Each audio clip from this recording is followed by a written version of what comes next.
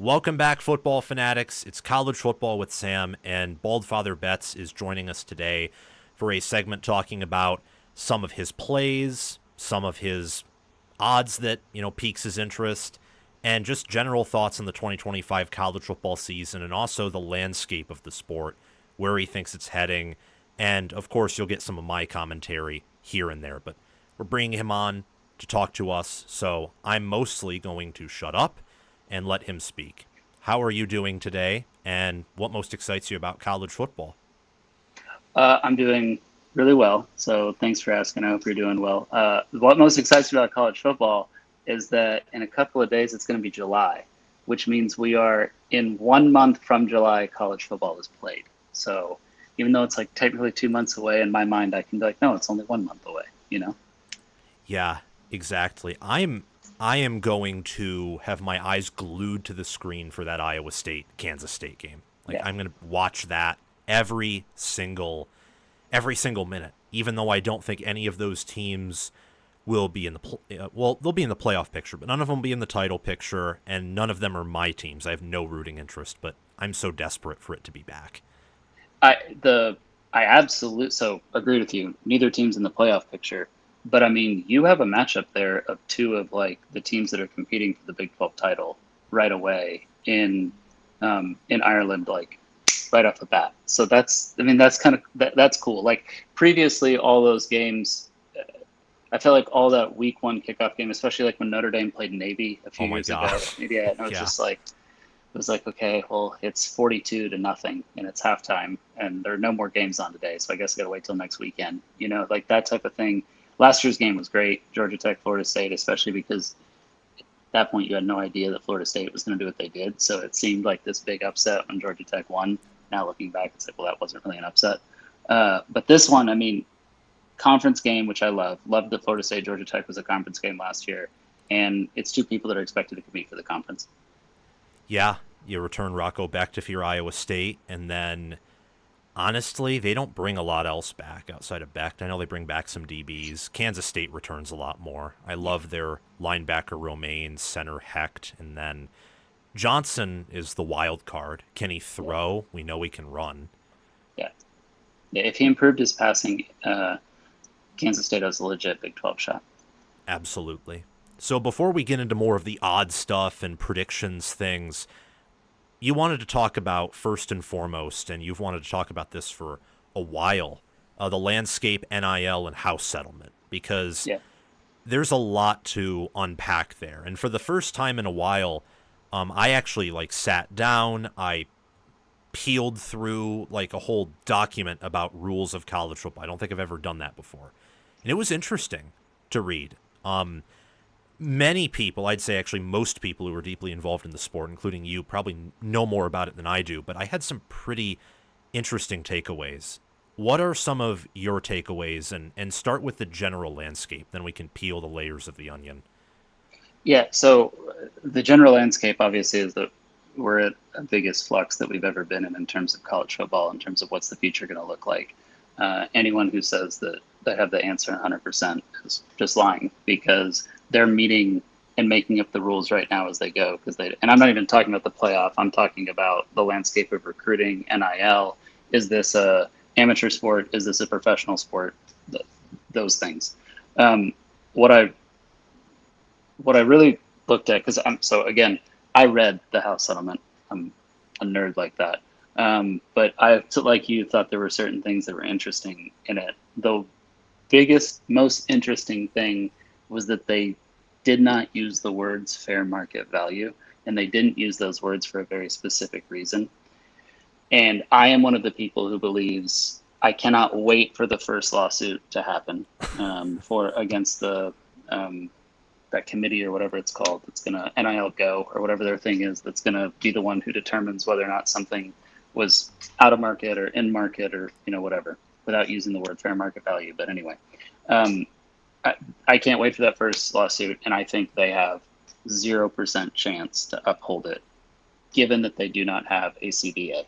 So the whole reason that when things go to arbitration in the NBA and the MLB and the NFL, all that stuff, that they're always able to uphold the rules is because the CBA representing the players union has agreed to it.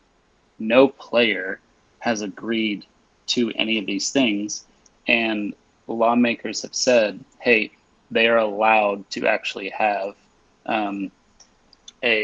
they're allowed to get revenue from playing sports. They're allowed to use their name, image, and likeness. So without having that CBA that they've agreed to, then why would there be a governing body who's allowed to restrict what it is that they're willing to earn? If someone's willing to pay you something, then that's what your market value is. So why would you be able to then get out of it? I think that, so that's on that side, I don't think it will stand up at all. Then even within it, I think there's some really interesting loopholes, ones that we've talked about before, and then ones that you can see that schools are trying to kind of get a handle around right now. We just talked about the Florida State thing, and I'll come to that in a second. But schools are trying to get a handle on right now so that they have control moving forward. So again, I don't think it will uphold at all the first time that it goes to court, but let's assume that, hey, it goes on for a while, it does uphold. You have two major loopholes that I'm seeing. So the NIL Go is going to have to take into an account like where a person physically is when they get their offer to them. So someone who lives in Los Angeles and is at USC, if they're taking into account what do celebrities, what do people like that get around that area, then they're taking into account a much larger sum of money than someone who would go to Tuscaloosa, Alabama, and go to Alabama. So that gives USC a leg up above everyone. Next, somewhere Texas, Miami, because of Austin and Miami. Columbus, Ohio as well. Ohio State has a leg up. SMU, because they're in the Dallas-Fort Worth area, and they have the actual funds there to spend it. Like, okay, yes, Rutgers is in the New York area, but Rutgers doesn't have enough money to actually pay for football, so it doesn't matter. So that's one of the interesting loopholes. The second one, and I know there's been some back and forth on this one, but I to clarify what I was saying, this does exist. So there are affiliated NIL deals and there are non-affiliated NIL deals. So an affiliated NIL deal is the perfect example because it's Phil Knight owns Nike. So this is a very good example. Phil Knight has affiliated NIL programs that he runs with Oregon. It's known, it's affiliated with Oregon. He's the main donor to the program that's affiliated with Oregon, and players get NIL deals through that. If a player comes there and they get that NIL deal, that would go to the NIL Go, I hope I'm calling that the right name, the foundation in order to look at it, and that would be subject to that rule. If a player signs a shoe deal with Nike, just the company Nike, that is not an affiliated NIL deal, and it is not subject to the NIL Go restraints. So players can sign Adidas, Nike, I don't know, a movie like Puma. A big brand like that. Yeah, Puma. Yeah. Warner Brothers, they're going to like be in a movie or something like that. And that has nothing to do with the university that they actually chose, because they can get that deal no matter where they go. So that's also a loophole to where the big schools can make agreements with non-affiliated NIL deals. Like Texas is a big Nike school. They can have an agreement with Nike. Oregon clearly will have an agreement with Nike. Oklahoma and Michigan are big Jordan schools. Like they will have agreements with these places that, okay, when players come to these schools, this is how much money we give on top of this, on top of what their NIL deal is. So there's a lot of things there that make it not able to regulate. Then you have what individual schools are trying to do so that they have like a handle around things. So this came out mainly yesterday. So Florida State is getting their players to sign essentially a deal that allows them, they're on a 1-year contract that has a team option. So the team option is the best way to describe it for people who are familiar with professional sports. You come in at Florida State your freshman year, you're getting paid $100,000. Florida State is given the option to extend that to your sophomore year, to your junior year, to your senior year at the same pay rate with no raise.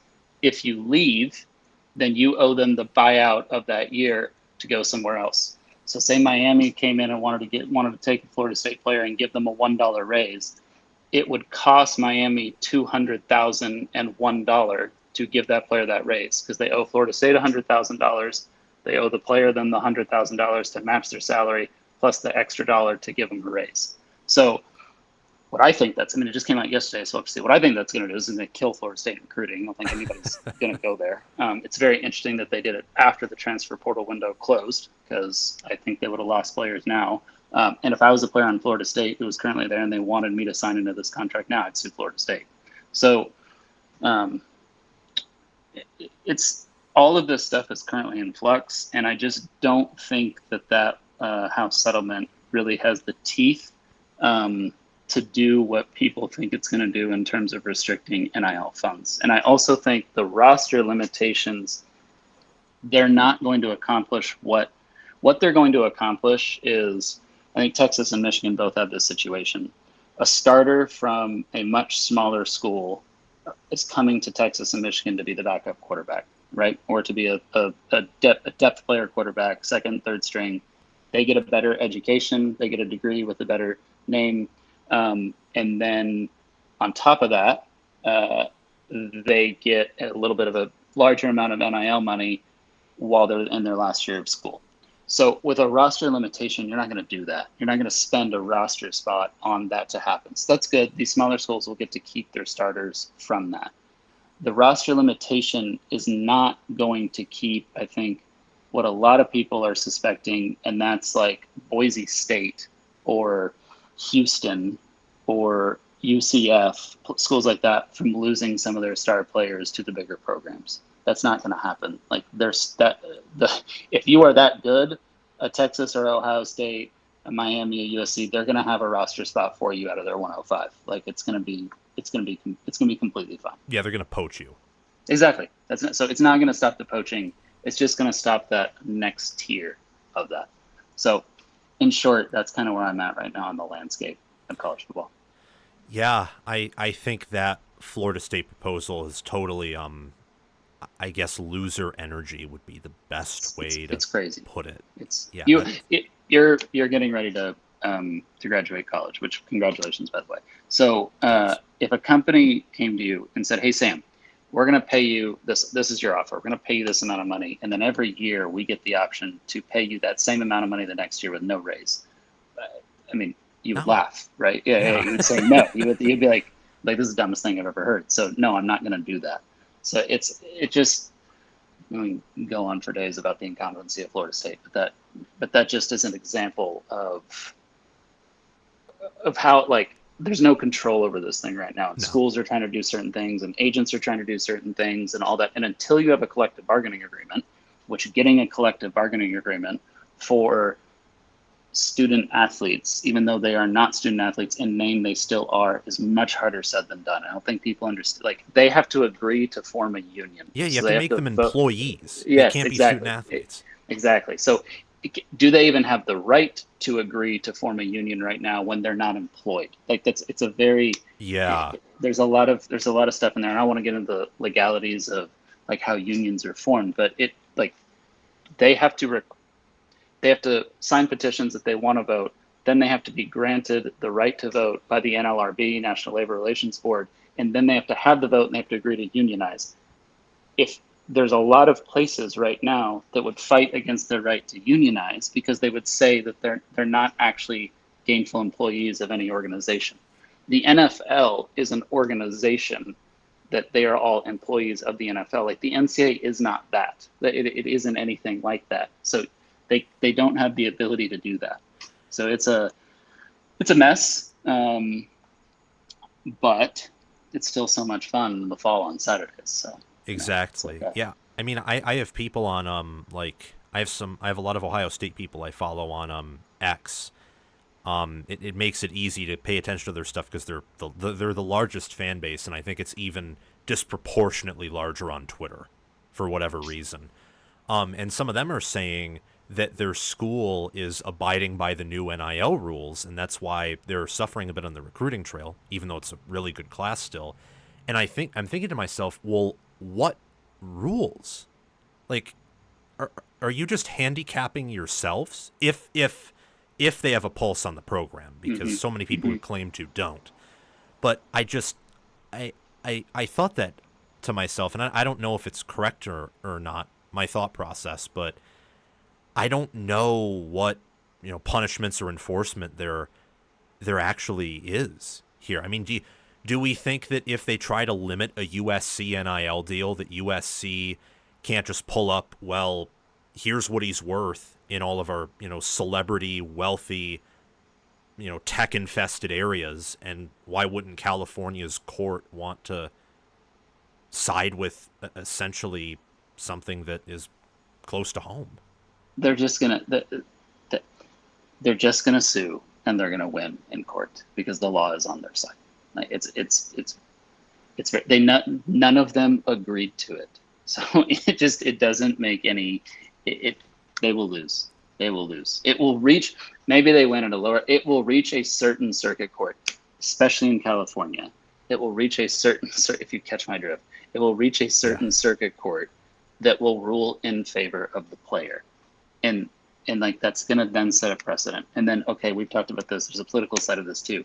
Do you think then in conservative states that would rule more in favor of the employer, as you would say, they're like Alabama. Do you think Alabama is going to be okay with limiting what they can do in order to compete with USC in No. football? No. Like I live in Birmingham, Alabama. I promise you, Alabama football means more to them here than their children. So like they will not limit what the University of Alabama is able to do in order to then recruit and compete with an Oregon, with a Washington, with a USC, no matter what their political beliefs and sides are. Yeah. So it it's just it's not it's a bold. People say, "Oh, it's a bold prediction." It's not going to hold. It's just not going to hold. Yeah, like without a extremely strict set of rules, the like the South would never further limit themselves in the current environment, because the northern schools, you all can look this up, by the way. It's easy. Just look up schools sorted by largest number of ultra wealthy alumni with 30 plus million like dollars of net worth. Texas is the only school in the SEC who has like even comparable numbers to several Big Ten programs like USC, UCLA, Northwestern, Michigan. I imagine there's a few others that are ahead of even the biggest SEC schools there. And then, like, Miami's the one in the ACC. Yeah, I completely agree with you there. I mean, I don't know much about it, but intuitively I think it makes sense that this won't hold up. All right, let's move on to really the national championship contenders. It's the same thing now as the best teams, because the playoffs expanded the teams at the top. It's harder for them to form these greatest of all time contenders with, the portal, with some medium sized schools having enough NIL to maybe get some of their backups, which thins out the depth chart. Who do you think 2025's best teams will be? Like a top 10, or even just teams who you think have more than a Yeah. 1% shot to win it all? Yeah. So we've talked about preseason. So this means on week one, and we've gone back and forth with this definition too on how we do it. I think that there will be clearly the best team in the country will be Penn State. Like week one, when they go to play their first game, they will be the best. I think a very close second will be Clemson. Um, I do not think either of those teams have the highest ceiling by the end of the year. So, in terms of a ceiling by the end of the year, I love Ohio State, I love Texas, I love Alabama, and I love Georgia. Um, those teams have the roster and have the roster talent in order to reach a ceiling that I think can exceed definitely what Penn State can put on the field. Clemson, so getting into this, I have 3 tickets for national championship, just as a futures fun. They're not an official pick from Baldfather Bets. They're just fun. Just throw futures in it. Of the 3 tickets, my favorite is Clemson because the odds are plus 2,000. Clemson has 2 defensive linemen that have very good chance both will be top 10 NFL draft picks. It's very similar to the recipe Clemson had in 2018 when they won the national championship, where they had one of the most elite defensive lines in college football. I think 3 of those players all got drafted in the NFL, and then the other one got drafted the subsequent year. And then they had an NFL quarterback, Trevor Lawrence, who ultimately was round 1, pick 1. Cade Klubnik has the potential to be a round 1, pick 1 guy. So I love then what Clemson can do, but in terms, I still don't see Clemson quite at the potential level at every level of the whole team, as I do see with Ohio State, Texas, Georgia, and Alabama. Georgia has a lot to do with. There's a lot of smoke around Ryan Puglisi, in terms of if he could take the job from Stockton. Kirby has a pretty big history of going with the more senior guy, no matter what. But he has been non-committal in naming Stockton the starter, and I think there's a reason for that. And several Georgia players have been interviewed, and not even asking about the quarterback position. They're just like, hey man, who's out there impressing? And I think it's multiple of them have been like, oh, Ryan Puglisi's a dog. Like he's really good. So if he can take that quarterback position to the next level, then Georgia's on a whole other plane. I think a lot of people are overlooking Alabama from what they have in terms of they have the best offensive line in the SEC. And the SEC is a trenches league, always has been, always will be, and that's going to be a big factor for them. They don't play an easy schedule. No one in the SEC plays an easy schedule this year. There are harder and there are easier ones, but you look at the top 15 most difficult schedules in college football, like 12 of the 15 teams are all SEC schools. So no one plays an easy schedule, and there's a very good chance the league cannibalizes itself like it did last year. But they're another one where, like, if the quarterback position works out, they could be very, very dangerous because they also have one of the scariest wide receiver rooms in the country. Their defense is sneaky good too. Their defense is sneaky good, so they're in a good spot. The 2 teams with the absolute highest ceiling, though, in my opinion, are Ohio State and Texas. I think Texas will be the best defense in the country. I think that when you're looking at a ceiling, that means team, everything goes right. So that means Arch Manning is all world and a reincarnation of his uncles. So with legs. So, I mean, that means that not only did Texas have the best defense, but they probably have the best quarterback in the country. Texas wide receiver room is being slept on a little bit too. And then if they reach their ceiling, that means everything came together for the offensive line, even though they're replacing those starters. Ohio State reaching their ceiling too is the same thing. We've talked about questions on the offensive line. What if those are all answered? Exactly. So now all of a sudden, not only is Sang throwing to aliens in the wide receiver room, he has time to throw to them, and pass rushers can't get to him. Like, who's beating Ohio State then? And then the defense reloads because everything goes right. Exactly. The defense reloads. Caleb Downs and Matt Patricia match in terms of their system. Patricia runs enough of the inverted 3 high that allows Caleb Downs to be the rover, kind of like he was with Knowles' system. And I mean, and on top of that, Ohio State has an incredibly easy schedule. Like, is anyone beating them at that point? No. So, like, those 2 teams can reach a ceiling that is just beyond, I think, what anyone else in college football could reach. I also think it's really interesting in just looking at, like, the outlook for the year. I think you're in a very, very similar situation that you're in last year, where the top end teams, you're going to have more of them from the Big Ten than you are from the SEC, and it's going to drive people down here insane. They're going to lose their minds like they did last year. But I think you're going to have more depth in the SEC than you did in the Big Ten. We talked about this a little bit before.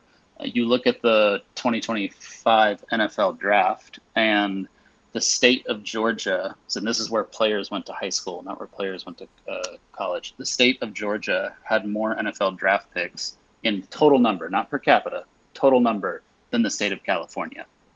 That's insane. It just by math alone, the states with the top 3 draft picks every year in the NFL draft should be Texas, Florida, and California. Some sort of combination of them being 1, 2, 3. That's just simply due to math of how many people live in each one of those states and the fact that they have warm weather in order to play it. I know more people live in New York, but they don't play football as much in New York as they do in those 3 states.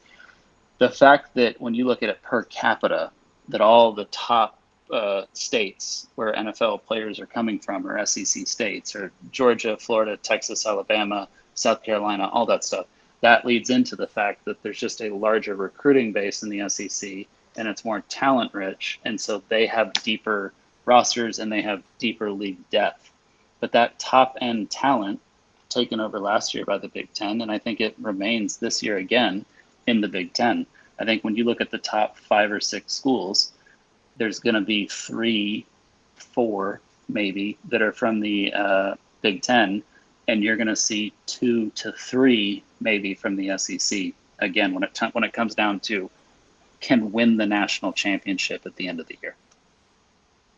Yeah, I like how you define that as everything going right, because I kind of made that distinction for myself in my Big Ten predictions. I had an absolute team ceiling where everything goes right for them and then everything goes wrong for their opponents on the schedule. Like the perfect ideal outcome that probably won't happen, but could. And in that context, absolutely, I even think realistically Texas has the highest ceiling with the QB and then what's returning on defense. And I think that it's close between Texas and Ohio State.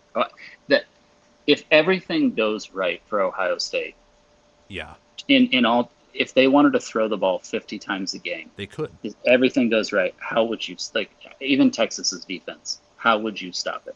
Yeah, that's the counter to that. I hear, but everything going right for Texas means that they have a generational pass rush. That it's one of the because coming into the season they clearly have the best pass rush out of anybody in the country. So that means if everything goes right, then it hit its ceiling, and every single one of those guys coming off the edge is an NFL draft pick. So that Texas versus Ohio State week 1 is one thing, and I have my thoughts on how we've talked about on how that's going to go, just based off the fact that it's week 1.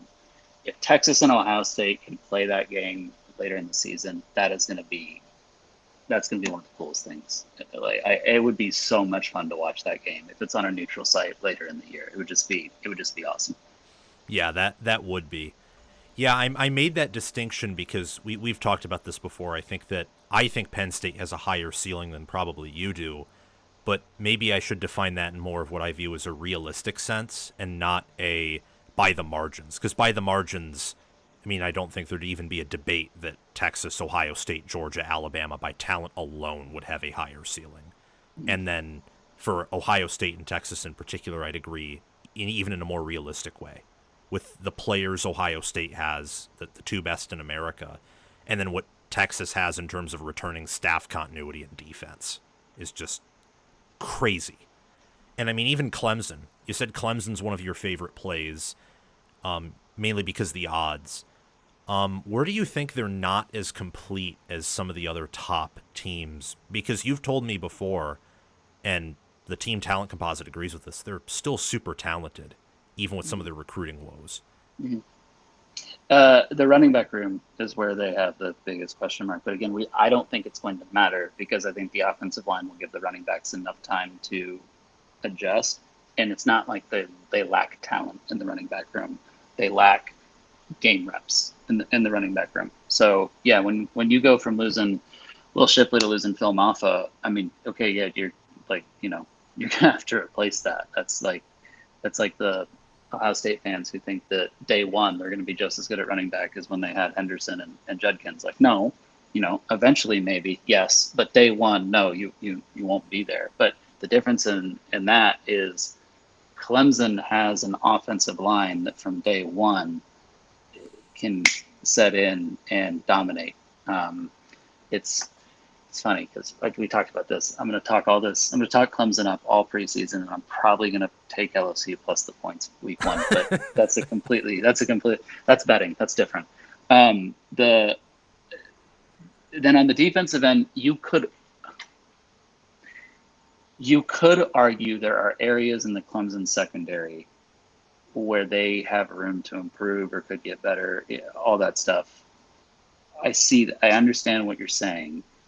I think the front 7 is so good it may not ultimately matter. Like it, and I don't, and like when we're saying could get better, like okay, Clemson doesn't have a top 5 secondary in the country. No, they don't have a top 5 secondary in the country, but they're pretty good. Yes. Like they're pretty good. Terrell and They're then the guy opposite of him are probably a top exactly 10 corner duo. exactly. So like is their secondary as good as their defensive line? No, but their defensive line is going to put 2 interior defensive linemen in the NFL draft in the top 10 picks. So like Yeah. we're weighing out things here that are so in terms of a team being complete from day one, it's Penn State and it's Clemson, and there are no other teams in that discussion. There are none. And you could argue for one and you could argue for the other. Um, I think going into the season, Penn State should be one, just due to recent history and their coaching staff and how consistent they've been and all that stuff. But if you wanted to make an argument to me that preseason week 1, Clemson should be number 1 and Penn State should be number 2, like it's not like I wouldn't listen to the argument. Like it's valid. There are valid points there for sure. Yeah. I think Clemson, even though they return a lot, could also get better as the year goes on just because of how bad Goodwin is. Mm-hmm. And then as Allen gets more time and more game reps with the defense, it's just it's interesting. Clemson could maybe disappoint like they did last year, but they could also explode and win almost all of their games with how much they bring back and the talent. They can go 12-0. They can go 12-0. And they're in the ACC. Like their schedule's you say they're in the ACC, but then when you actually go look at the schedule, it is a little bit tougher than like I think people would like maybe think off the bat. But they could go 12-0 like very easily. I see it. I think it's very difficult for me to see Clemson going anything worse than 10-2, and 10-2 probably still gets them in the playoffs. So and then if they get in, once you're in, 10-2 team just won it all last year. Yeah. Like if you're peaking at the right time and everything's coming together, once you're in, you're in. So I think Clemson will be there. I have a lot of confidence that Clemson will be there, and I think they're a very good they're a very good team. And we talk about yes, they brought in a defensive coordinator, but they brought in a pretty good defensive coordinator, and now they have an elite offensive coordinator in his 3rd year with the a 3-year combo of quarterback and OC together. Garrett Riley and Cade Klubnik have been together. This is their 3rd year being together. Like they know each other, they know how each other thinks, all that stuff. It's pretty tough. Their receivers were also super young. So for the first time ever, for the first time in a long time, first time in the 2020s, heading into a season, Clemson wide receiver room is not a question mark. That's huge, especially with the QB talent they have. Absolutely. What's your favorite out of the better, bigger schools? Which one do you think is the biggest chance to miss the playoffs? And then besides Clemson and Penn State, which is the best chance to you think go undefeated? Let me start with the second one first. I don't think anybody's going undefeated other than Clemson or Penn State. I don't think Penn State's going undefeated. We've talked about that. I think Clemson has the best chance to go undefeated. Penn State would be the next best chance to go undefeated. But I don't think either of them are going undefeated, and I don't think anybody after that has a chance to go undefeated. Nobody. I don't think there's not a single team in the country I think that'll go undefeated. The next best. So I'm going to go to the second part. Like big schools that are in that next tier of things going right. I think Notre Dame has the best offensive line in the country coming into the season. And when you have the best offensive line in the country, if you get the other things to go right for you, your offensive line is going to eat up a lot of the flaws that maybe you would see. So you have, I'm not going to say the best, top 5 running back returning. No one can argue that Love is in the top 5. So top 5 running back with the best offensive line in the country, that's going to win you some games just by default. So CJ Carr is the man, and Greedhouse and some of those other guys take the next step. Well, what if all of a sudden Notre Dame can beat you by the air? Then what are you going to do? So, we're gonna load the box. We're going to stop Love. We're not going to let this offensive line beat us. Oh shit, Carr just threw it for 40-yard touchdown over our heads. So that's what if that happens? So they have that ability without a doubt. I don't think they will. We talked about that on the other side.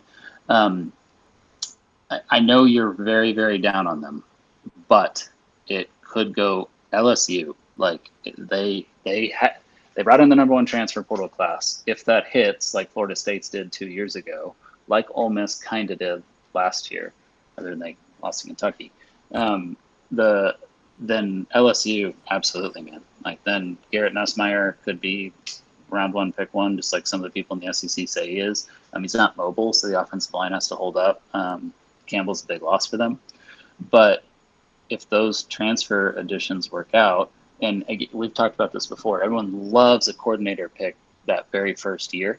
But it's like, it's not a sexy year two, but year two is when you actually really get the payoff of that.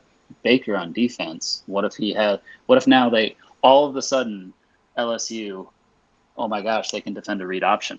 Like, then what? Then what? Like if you can't just quarterback keep on them for 500 yards a game, then all of a sudden, well, maybe they got a few things figured out. So LSU, I think as a potential for sure. And then how can I talk about big schools that potentially could be there if I don't mention Oregon? Oregon, they got some monsters. That means Isaiah World works out. I forget the other gentleman's name. Alex right Harkey. tackle. Alex Harkey. So, yeah, thank you. I think that means that they work out at tackle. It means that Dante Moore from day one was what he was supposed to be when he was a 5-star freshman. People make too much of his UCLA game film, in my opinion. Like, he's a lot better. Like, people are like, oh, look at this. Isn't it good? It's freshman, first off, and he's playing at UCLA. So let's everybody calm down. So I think without a doubt. And then if I were to give, I'll give two more. Pains me. A&M could be pretty good. If Marcel Reed can throw the ball, there's some. You go back and you watch the Texas film, like they didn't score an offensive point against Texas. And there's a play where he rolls right and he puts his head down and he looks to scramble right away. And if he had kept his head up for maybe a second more, he has a touchdown on the left side of the field where the wide receiver had ran past the defender. He just didn't see it. So if those types of things for Reed clean up, offensive line for A&M is going to be stout. Insane. Yeah, it's going to be absolutely stout. And I trust Elko with the defense. Yeah, they could. But then Miami is the other one. So I don't like it. I don't have Miami. I don't like it until I see something more cleaned up on that defensive side of the ball. And this is my difference with these things. Because I'm gonna when we go to odds, I'm gonna talk a little about USC in a positive manner. I saw what Lynn was doing on that defensive side of the ball in key moments in key games. Think even back to week 1 against LSU, when they get off the field on those crucial stops to get the ball back to allow USC to go down to the field and score and win the game. Yep. In moments where LSU's offensive line should have been able to lean on USC's defense and get a yard, and they couldn't. And I saw Lynn step in very good moments. He held teams initially in the first half a lot of times, but they ran out of gas. Penn State, right? They ran out of gas. Then Penn State was able to put drives together, and then Tyler Warren, they just couldn't guard him, all that stuff. So, I haven't seen I haven't seen anything from Miami that shows me that there's any sort of, and I know they have new coaching staff. They have a lot of new assistants, all that stuff, but I haven't seen anything from a team standpoint that makes me say, yes, Miami's going to take the next step defensively this next year. And if they don't take the next step defensively this next year, they're not a national title contender. Absolutely. They're a playoff contender, sure, but they're not a national title contender. So that's just where I Miami, yes, but also Miami, no. Yeah, I have a belief in Corey Heatherman and just the talent they have on defense, but I can see it going wrong for sure. I mean, there's a lot of balancing the seesaw, I think, with all the transfer portal additions they brought in and the changes on coaching staff.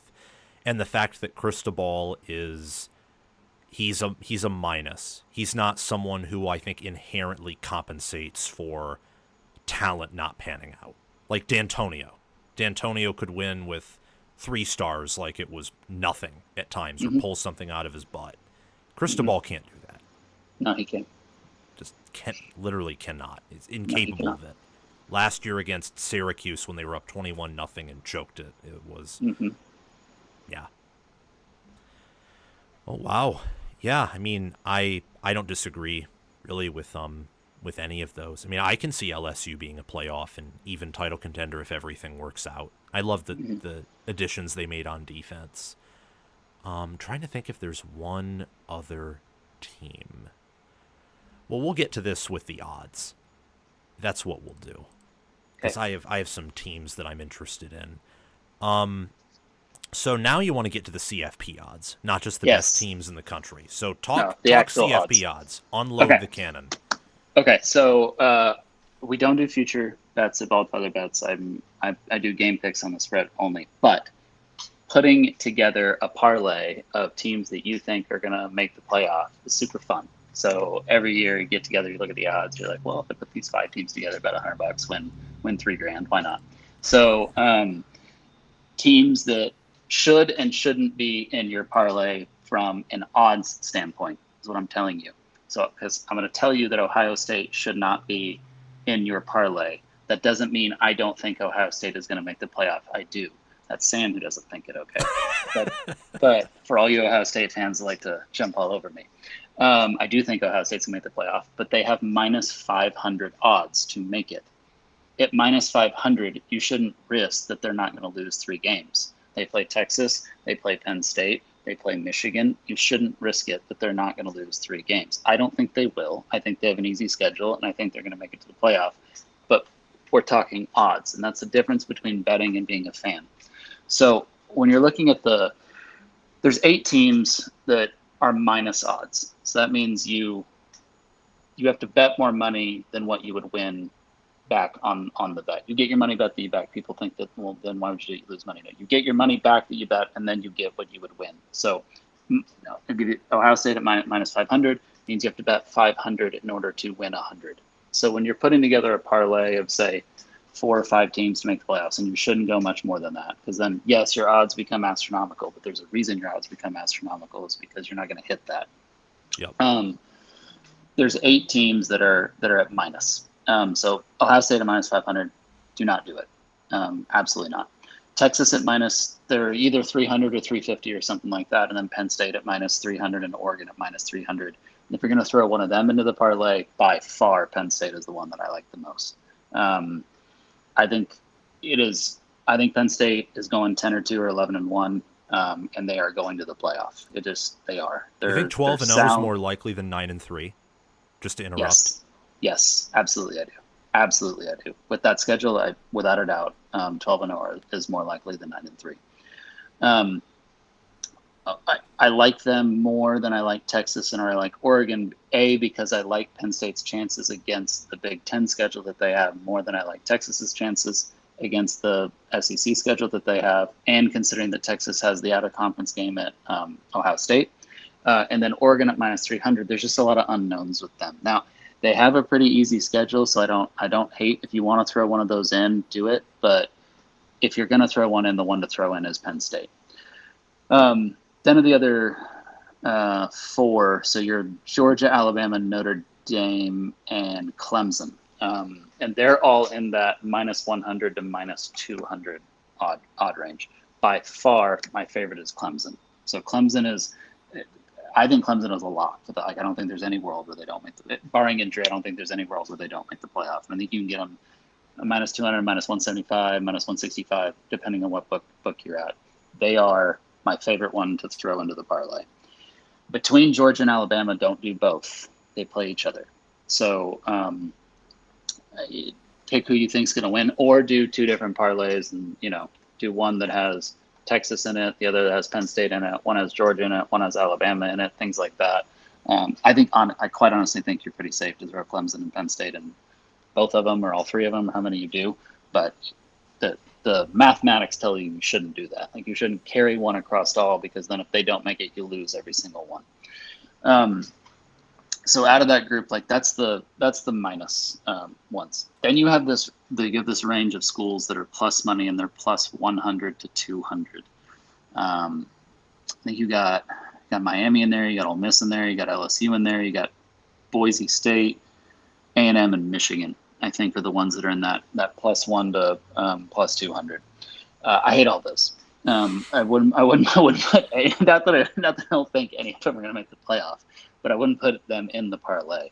Like, there's just so much unknown with all of those teams. I wouldn't add them to the parlay, and you're not getting good enough. Like, it's not increasing your odds enough to take a risk to land one of those teams. Like Michigan at plus 200. I'm going to use this example: Michigan at plus 200. And then USC at plus 500 and Georgia Tech at plus 500. I don't see any world where Michigan, in chances-wise, truly has a better chance to make the playoff than either USC or Georgia Tech. Georgia Tech, from the fact that they play the ACC and the way the schedule lines up, and the fact they have Haynes King at quarterback and a much more proven in-game coaching staff, and the fact that USC essentially lost all of their games last year by one possession, have D'Anton Lynn in the second year. Lincoln Riley is a much more proven offensive mind.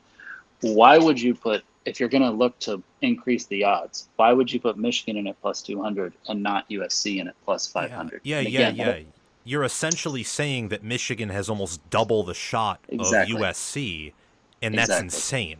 It's insane, and I like, and that has nothing to do with whether or not I think Michigan or USC is going to make the playoff, or who's the better team, or anything like that. It's just that you're playing the odds in these situations, and that's just not a good one.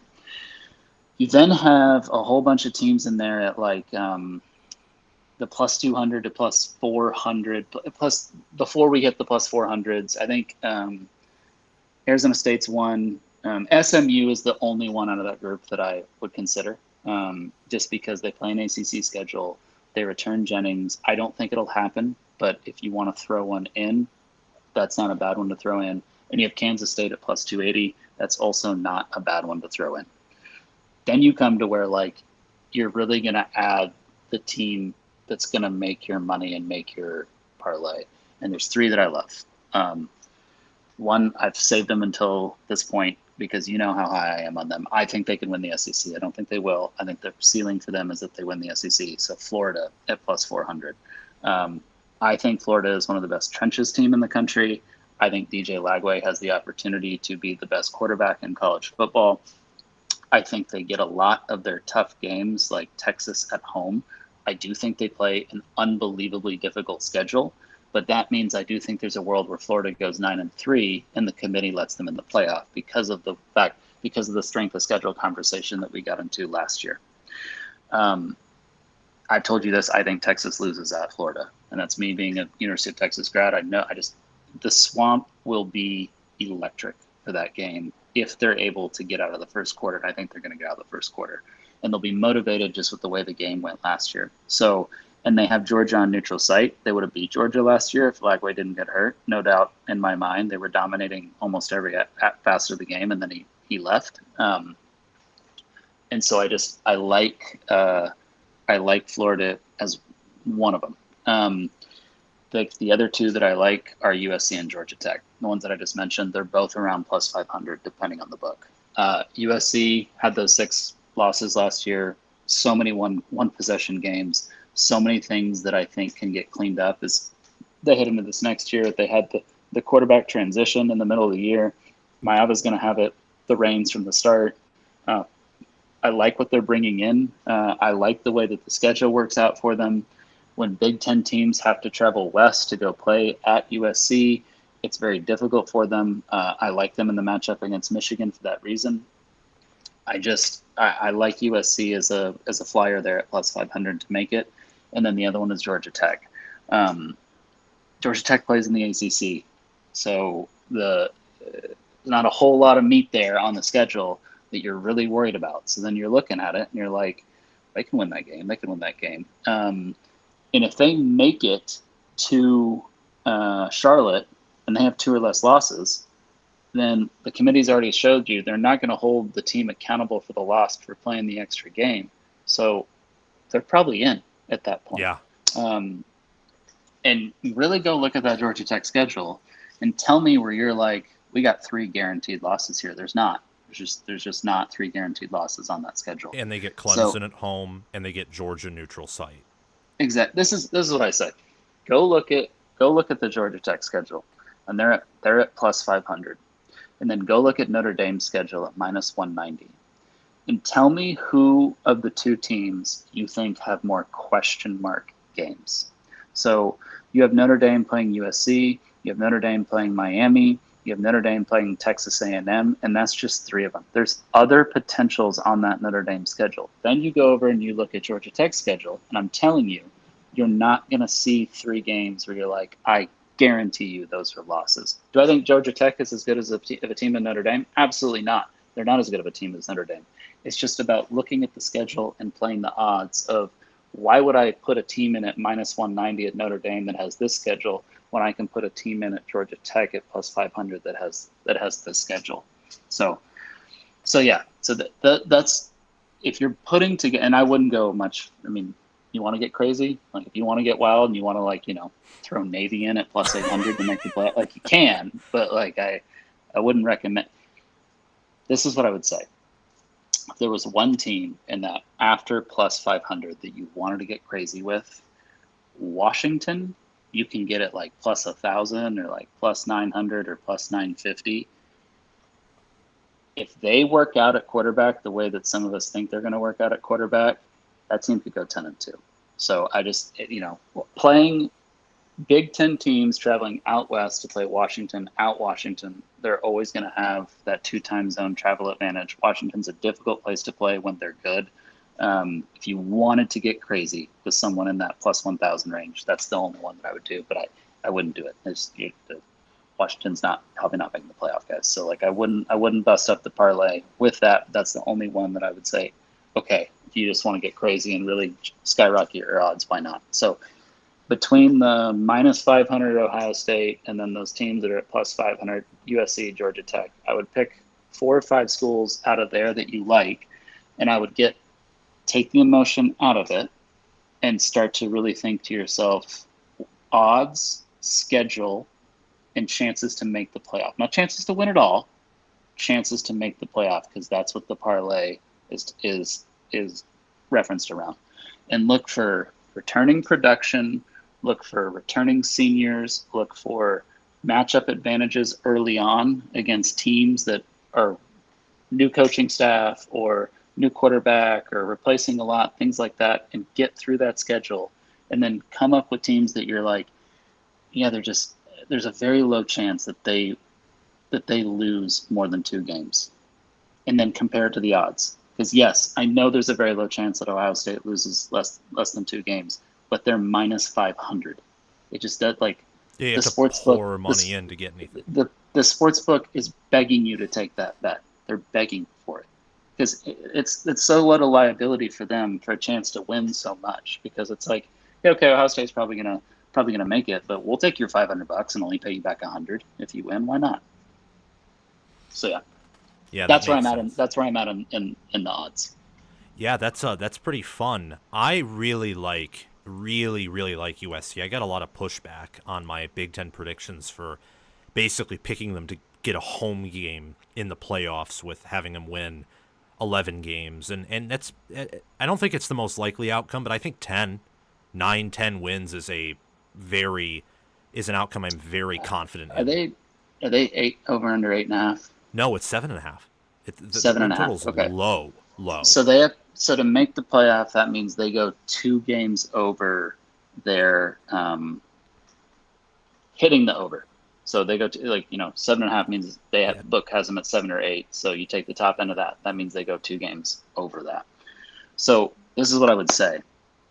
Someone will. Indiana, I don't know what their over-under was coming to the season last year. Like, someone will do it. Someone will go several games over what their over is and make it. Someone will go several games under and phase out. No one, I think, will ever do it as bad as Florida State did last year, but that remains to be seen. But someone will do that. So when you're looking at these teams, Oklahoma at plus 550, I think their over-unders at 6.5 because their schedule's so hard. But do they go 2 games over it and get to 9-3? They've gotten a little too trendy lately. I don't like how trendy people are. Like they went from like everyone preseason being like, like Venables might get fired to like now they're going to be 6-0 after they play Texas or whatever. It's I ridiculous. don't know how we've gone this far in the spectrum. I like Oklahoma. I think they have a good defense. I like Mateer, all that stuff. But there's a reason their win total is at 6.5. A great season for them is 8-4 or 9-3. But one of these teams, Auburn, plus 425, like one of these teams is going to go 2 to 3 games over what their win total is, and that's going to get them to 10 wins. Or if it's an SEC school with one of those top 5 hardest schedules, potentially get them to 9 wins to where the committee says, okay, we're going to, they lost that game, but it was so close. They beat all of these other top 25 teams. We're going to give them the nod to get in. So it's impossible for you preseason to pick which one, but pick the ones you like and throw one of them in each of your parlays to give you that odds booster that actually makes it, 100 to win $3,000, 100 to win $2,000, 100 to win $5,000. Yeah, it always happens. I was on a show with Mark Rogers, voice of college football, and he was talking about how on average every year in the Big Ten there's 3 or 4 teams that win 3 or more games compared to the previous season's record, regular season wise. Obviously different from win totals, but it's somewhat similar logic where their chalk is there for a reason, for sure, but not everyone goes chalk. So picking out the teams which make the most sense to deviate from that in a positive way, that's what gets you home. Exactly. Any final thoughts that you have? I had something, but then it escaped my mind. No, just super excited for it to be football season. Yeah, I do all my vacations in the summer, so I live vacation to vacation until football season starts, and so that way it just gets me through this, and then yeah, I mean it's kind of cool. It's recruitment season right now. I think you guys are about to land Malachi Lee. Like I said, I don't know if you hold him through December. Big on Malachi Lee, by the way. When Michigan, Ohio State, Georgia, Texas, all that spend a full day to fly to Hawaii to spend time with a recruit. That you shows. know that recruit is good. That recruit is good. So it's recruiting season. That's fun, but it's recruiting season in June, so everybody gets all excited, and then you have to hold on to all that stuff till December. And the visits during the summer are where they get to know the team and everything, and where they fall in love with the coaching staff and everything. Visits during the season when they come for a game weekend is where the emotional side of things comes in, and a kid falls in love with a place. So it's little nuggets here and there. I don't spend too much time on it until we start to get to October, November, where you really start to see where a class is going to be. But it's fun. I just can't wait for the season. I will be doing some videos here about NFL futures and college futures. A lot of what I'm going to talk about in the college futures is what I just talked about. But yeah, would love for anyone who loves football betting, even if you don't bet, even if you just like to have why is a line a certain way or something like that, come follow my channel. It's nothing special. It's really, I do this myself, and I've been really good at it for 3 or 4 years now. Always been significantly in the positive at the end of the year when it comes to units. So figured this is a way for me to give back a little bit to people who like to bet, and then also just fun. I love interacting with the other people who are betting and learning why they're leaning, what they're leaning, learning what the public is doing, all that stuff. So yeah, if you enjoy that, come on over, follow my channel, Baldfather Bets. I will get other socials up and going. It's just, this is not, I have a full-time job too. So this is just a hobby that I do on the side. The full-time job is what pays for all those vacations during the summer. So that one I have to focus on. But yeah. Yeah, he does wonderful game previews. Most of it, when he makes a pick, is against the spread. But still, you can get a general idea, I think, of who's not just going to cover, but who's going to win the game from his previews too. They're really wonderful in that way. So go over and follow Baldfather Bets. First thing you'll find when you search his name in the YouTube search bar. subscribe, hit his notification bell. I watch his stuff, and I don't bet, at least yet. But it's really useful and it's fun. Thank you for coming on. I really appreciate it. Thanks for having me, man. It was a lot of fun. Of Always course. love talking ball with you. Yeah, I really, really enjoy it. Make sure everyone to subscribe, hit the bell, comment your thoughts on what Baldfather Bets and I said in this video down below, and we will see you guys in the next one.